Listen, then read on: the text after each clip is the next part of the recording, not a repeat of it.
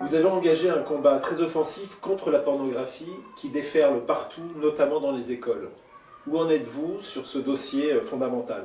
Bah, écoutez, c'est vrai que c'est une offensive qui pour moi est absolument fondamentale puisque ce tsunami pornographique ravage véritablement la société et notamment évidemment les enfants. Donc c'est vrai, j'ai écrit un livre qui s'appelle Les parfums du château.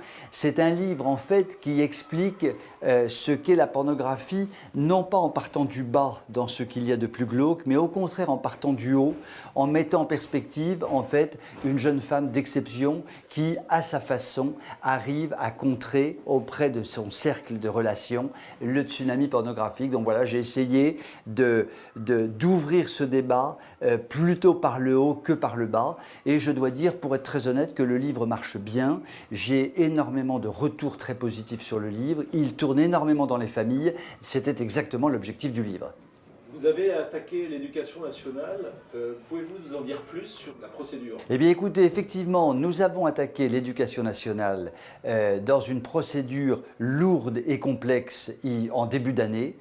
J'allais dire que le dossier suit son cours et nous venons d'avoir la lettre du ministre de l'Éducation nationale qui nous indique qu'il est sensible grosso modo à notre démarche et il confie l'analyse de ce problème au directeur de l'enseignement, ce qui est tout de même un signe extrêmement fort.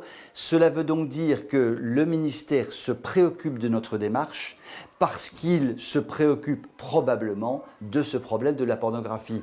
Donc c'est pour nous une belle lumière dans un océan très sombre, il faut le dire, et avec un tsunami qui emporte tout sur son passage. Donc je suis vraiment très content que le ministère ait réagi de cette façon et j'espère que nous allons arriver enfin à contenir, à résorber ensuite ce tsunami pornographique qui notamment ravage des enfants par le biais de l'éducation nationale. Et sur cette question de la pornographie, où en êtes-vous exactement? Quelle est l'actualité? Quel est le combat que vous allez mener dans les prochains mois? Ben écoutez, tout l'hiver qui s'annonce devant nous va être jalonné de conférences à Paris et en province. J'en ai déjà un certain nombre qui sont programmées, d'interventions dans les médias autant que faire se peut.